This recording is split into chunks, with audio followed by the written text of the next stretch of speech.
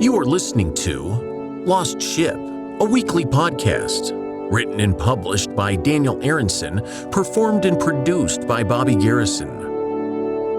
Episode 4, Thin Air.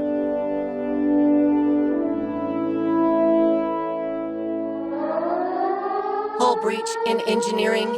Air leak detected. What happened down here? Frankie, where are you? The saboteur must be hiding in the smoke. I will hunt him. First, we gotta stop this air leak or the entire Starship Odysseus will be depressurized. Frankie, where are you? Yo, down here, Cap! Here, catch! Put these oxygen masks on. Thanks, Frankie.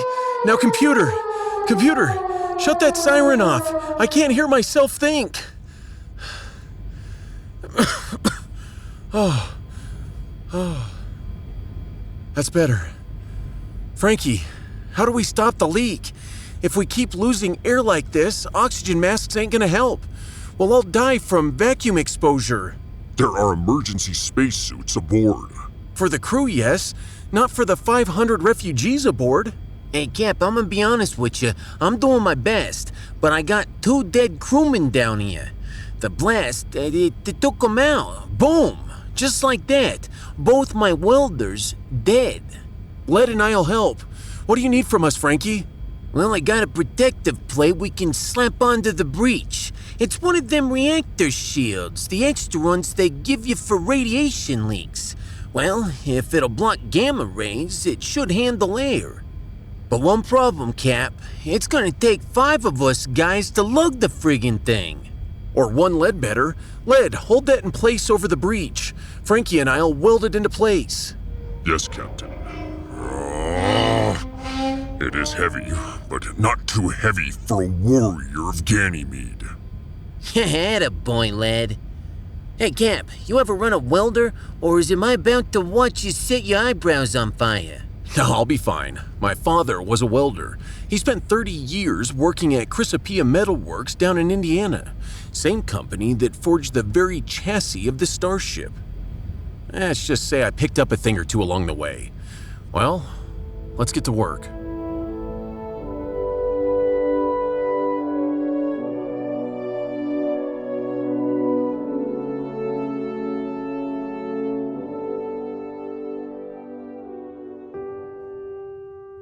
Oyo mayo, what is going on down there in engineering? I heard the explosion. Now, oxygen levels dropping. Even here in our quarters, it's hard to breathe. I must go down and help them, Ludmila. No, you stay right here with me. You are a scientist, Pavel, not an engineer, not a mechanic. Let them take care of things. Your job is to find way home. We already figured it out together, Ludmila. The only way to open the portal home is to introduce a coin toss. Heads, the portal takes us home to Milky Way. And tails, the portal becomes a black hole and swallows us all. Will you toss coin? No, I cannot. Too risky. And we must not tell the captain either. What? Not tell the captain? How could you not?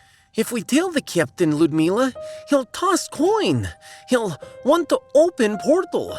And then, 50% chance we're gone. Dead. We're done. I cannot tell him, Ludmila. I cannot risk it. It's getting hard to breathe in here.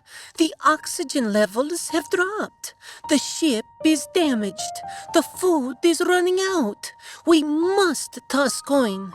If we stay here in Andromeda, we're dead. At least this gives us a chance. Yes, maybe you're right.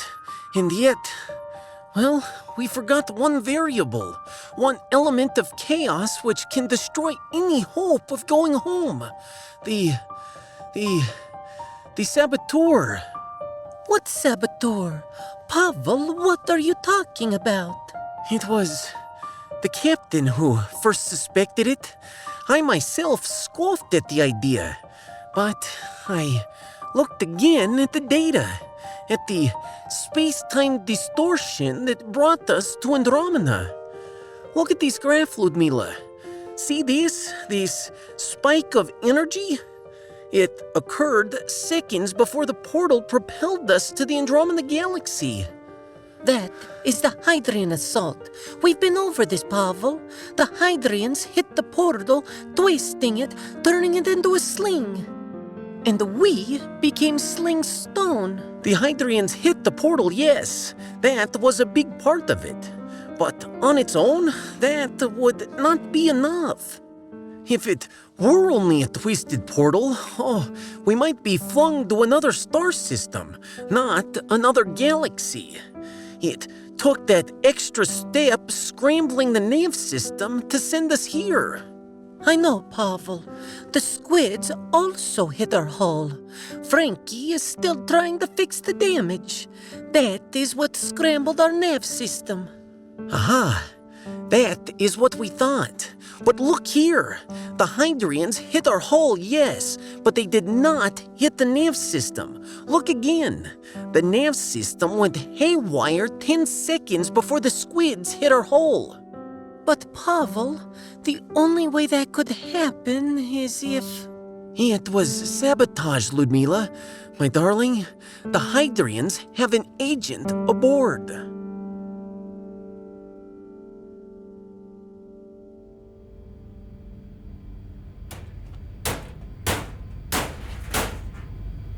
Well, that'll do it.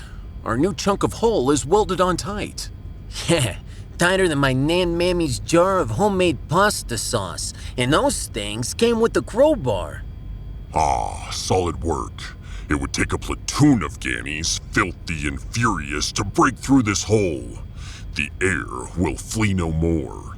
And just in the nick of time, I gotta admit, Cap, that was a touch and go. Poor Odysseus. I'm telling you, my girl lost a lot of air. Yeah, I can tell. Well, I was fine when wearing the oxygen mask, but now... has anyone else noticed it's gotten tougher to breathe? Gannies can survive in near vacuum. Yeah, well, you Gannies grew up in a freezer. I'm from Jersey. We like our air thick and smoggy, just like Nona used to breathe. I myself am feeling a little bit lightheaded. Computer, what are our oxygen levels? Oxygen at 17%. Not enough. We can't survive on 17% for long. I could survive. My people are hardy. We're known to thrive in low oxygen environments. You Earthlings, so weak. Hard to believe we Gannies are descended from you. You might be tough up in Ganymede, lad, but it tells you what. You come down to Jersey, you wouldn't last 3 days. Down there, it ain't about size, see? It's about street smarts. Take me, little guy, right? But let me tell you, back at my old mechanic shop, everyone knew you don't mess with no Frankie Cacciatore. My old man, see, he taught me only 3 things. How to fix machines, how to cook meatballs, and how to punch a guy hard in the nose. My father taught me how to raise a city, slaughter the menfolk, and plunder their gold as we savor the wails of their women. Hey, you're both tough guys, all right? Right now, both Ganymede and Earth are millions of light years away, and Ledbetter might last longer than us Earthlings. But he'll need air too sooner or later. Yeah, well, we still got more oxygen tanks. We keep them in the back behind the toolboxes. Ain't much, but it'll keep us breathing till we figure something out. We don't have enough oxygen tanks for everyone. Enough for us 3, maybe, at least for a while, but we've got 500 refugees aboard, all breathing and using up air. Computer, how long before our oxygen runs out? The Odysseus has enough oxygen to last for 23 hours. Uh-oh. What happens after that, Cap? Well, hypoxia will set in. At first, just shortness of breath, lightheadedness. Then it'll get worse. Headaches, dizziness, loss of mental clarity. Finally, we'll all pass out and die. I've seen it happen in the Hydrian War. I lost good spacers to suffocation. I don't intend to lose any more. First we lost the cantaloupes, now our air. When I find out who sabotaged the ship, I will... Yes, I know. Crush their bones. Are we sure it was sabotage, though? Frankie, you saw the damage. You saw the hole under that protective plate. What do you think? Well, Cap, it's hard to say. Our ship took a real pounding in that hydrant attack. Yeah, them squids worked us over real good. We had a cracked chassis, damage to the hull, and that caterpillar landed a few good blows on our chin, too. Did one of the aliens, either the squids or the caterpillar, cause the breach? I mean, it's been a while since they hit us. You see, Cap, if you damage a ship, sometimes parts break that you don't see. Some components hide behind bulkheads. They could be cracked or burned and you never know. For a while, everything seems fine. Then a few hours, even days later, bam! So maybe it was the aliens. I ain't so sure. Both the squids and the caterpillar, they both hit the other side of our ship. This side was fine. I know my baby girl. She didn't take no blows here on the stern. So I can't explain what caused the explosion. I can. Look there, on the deck. What is that? Shrapnel, burn marks. Somebody did this. Somebody aboard. The saboteur. So we do have a saboteur aboard. The security cameras will tell us who. No can do, Cap. Camera gave up the ghost. Happened right before the boom. Guess whoever pulled this job didn't want their close-up. They can hide from your camera, but not from me. I will find the traitor and crush their bones. All right, Ledbetter, I'm giving you full emergency powers. Call up your men, scour this ship, find out who's responsible. But no crushing bones. I want them alive and answering questions. But Captain, I love crushing bones. Never mind. Fine. I'll take them alive. Frankie, keep patching up our ship. I don't want anything else breaking. As for me, I'm heading back to the bridge. We gotta find another source of oxygen, somewhere, somehow, or we're all dead.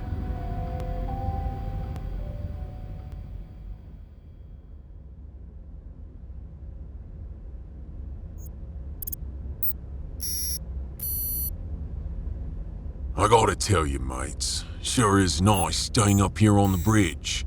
It beats the cargo hold, that's for sure. The other refugees, they're all crammed down there like sardines. Yeah, I know. This ain't no cruise ship, but my people are suffering all the time. And you can go join them at any time. I still don't understand why the captain invited you to the bridge.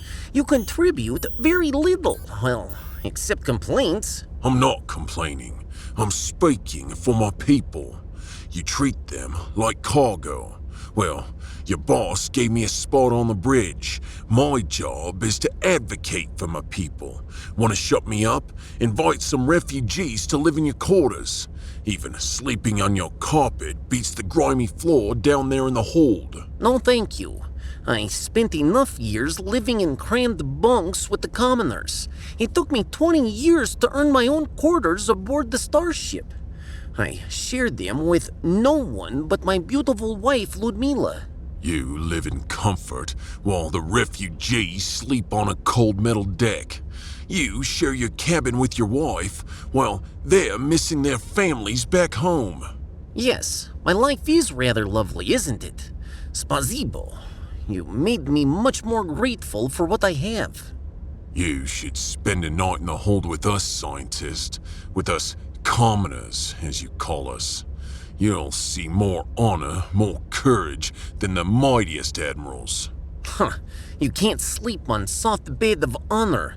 You can't eat hot meal of courage. I'll keep my mattress and mini fridge. Captain on deck. Good morning, everyone. At ease. Well, we've had a rough night. You all heard the explosion, I'm sure. You all noticed that breathing is getting a little more difficult today. Well, we've had a hull breach. We lost some air. Our mission right now is to find another source of oxygen, and fast. Ah, so the saboteur strikes again, eh, Captain? Yeah, so it would seem. Ledbetter is hunting him. He'll find him. For now, we must focus on our task, finding more air. You hear that, Ozzy? Best stop whining. It wastes oxygen. Huh. Not as much as your smug quips. Enough, both of you. I won't have us bickering. We work together or we die. Now, Andromeda is a large galaxy full of billions of planets. We need one with air, and we've got 23 hours to find one. Turov, scan all nearby stars. Keep it within 10 light years. Anything farther, and we won't make it before choking. Give me some candidates. Aye, Captain. Scanning now. It won't take a moment. Warning. Oxygen level down to 16%. We are dropping dangerously low. Frankie, do you read me? Yo, Cap, I hear ya. I'm just down here in the underbelly working the power disruptors. Check for another leak, Frankie. We're down to 16%. That's 1% drop in only an hour. Ain't no leaks, Cap.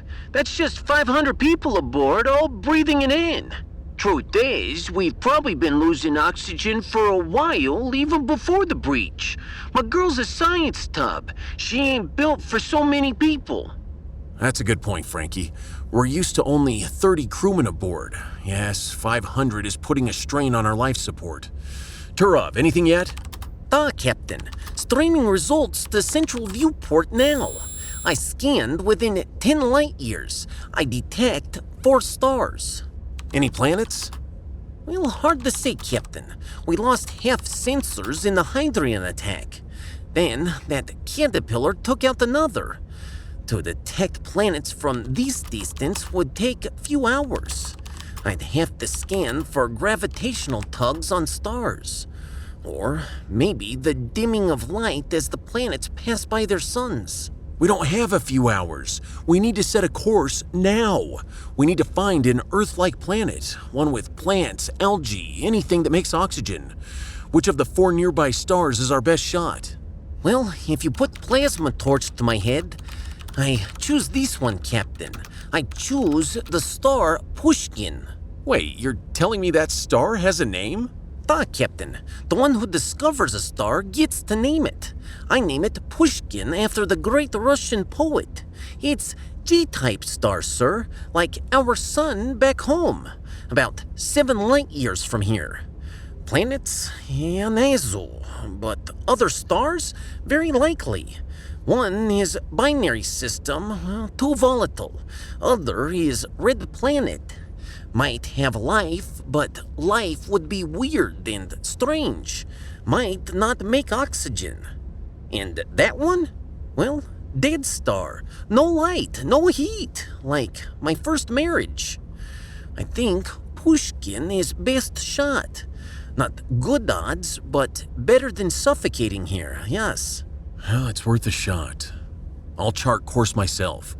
Our fuel's low, but our warp drive is strong. We can be there in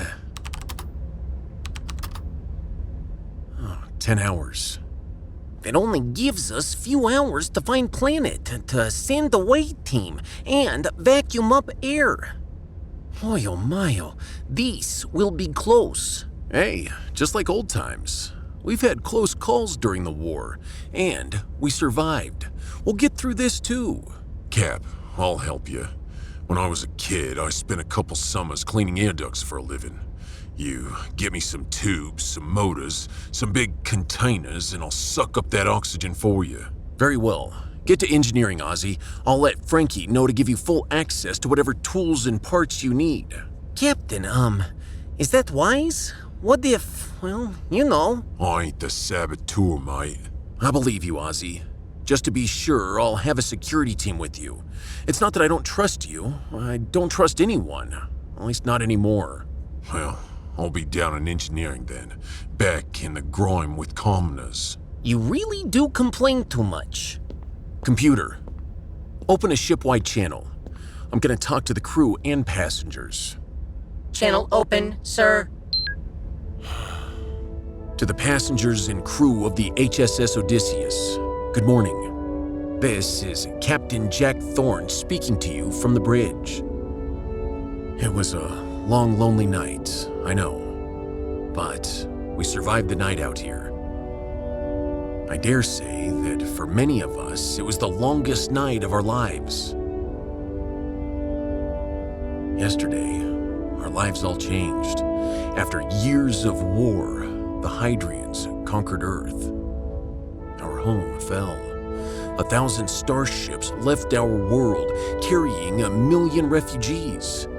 Admiral Aenov Ben-Ari led our ragtag fleet to the stars to find a new home. In the chaos, we were separated from the fleet. A space-time anomaly propelled us to the Andromeda Galaxy. We're still here, low on food, low on air, lost in the darkness. Ah, another uplifting speech from our ever-optimistic captain. Surviving in the Andromeda has already been difficult. We lost much of our food to the Mulgroth, a local species of predators. Then, a hull breach caused us to lose a lot of air. My friends, there's no way to sugarcoat things. We only have enough air for another day. But we also have hope. We've detected a nearby star, a star very much like our sun, a star we've called Pushkin. We hope against hope that at Pushkin we'll find an oasis in the cold, dark galaxy. Very soon, we'll be making the jump to warp speed. For now, lay low, breathe slowly and calmly, and if you feel so inclined, pray. I know you were hoping for better news this morning, but I promise you, my friends, I'll always be truthful with you, even when the truth is dark. Our ship here has been through dark times before. We haven't won every battle, but we've always remained together, united, a family. Right now, whether you're crew or passenger, you're part of that family. You're part of the very privileged few, the last survivors of the human race. Humanity is now an endangered species. Some of us might still be alive on Earth, slaves to the Hydrians. Others are still alive in the ragtag fleet of Aenov Ben-Ari, seeking a new world. Out here in the Andromeda, it's only us, just our little ship, just 500 people, the only humans in this galaxy. That makes every one of us rare and precious. I know none of us have chosen to be here. None of us wanted any of this to happen. In a just universe, we would be back home on Earth, or at least among 1,000 ships. But we will not resign ourselves to slow suffocation. We will not die out here alone. And I've already promised all of you to bring us home to the Milky Way and to reunite us with the ragtag fleet. And by the stars, I'll get it done. Warp engine ready, Captain. Everyone, we're about to jump to warp now. Godspeed, HSS Odysseus. Captain out. Initiating warp jump now. Here we go. Oh, look at the stars all blaze by. We've jumped 1,000 times, but it's never any less beautiful. You know what would be more beautiful? Air. Air would be more beautiful. Warning, oxygen levels down to 15%. Warning. Keep flying, Odysseus. Fly fast. Fly true. Warning, oxygen levels in red zone. Warning, please refill your oxygen tanks. Warning. Computer, mute yourself for a while. Everyone, let's stop talking. It wastes too much air. Let's just watch the stars. My God, it's beautiful. God, Captain? Huh. Something funny, Dr. Turov?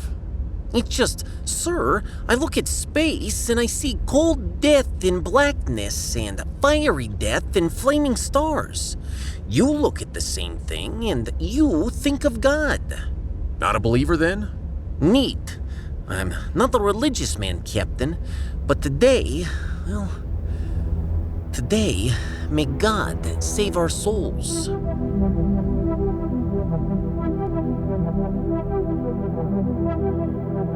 You have been listening to Lost Ship, a weekly podcast. This has been Episode 4, Thin Air, written and published by Daniel Arenson, performed and produced by Bobby Garrison. Please give us a like or thumbs up to this episode and follow or subscribe to the channel. Sounds for this episode done by Epidemic Sounds, and tonight's music brought to you by Howard Harper Barnes, Amber Glow, Christopher Modiddlesvin, Ricky Zhao, and Philip Ayers.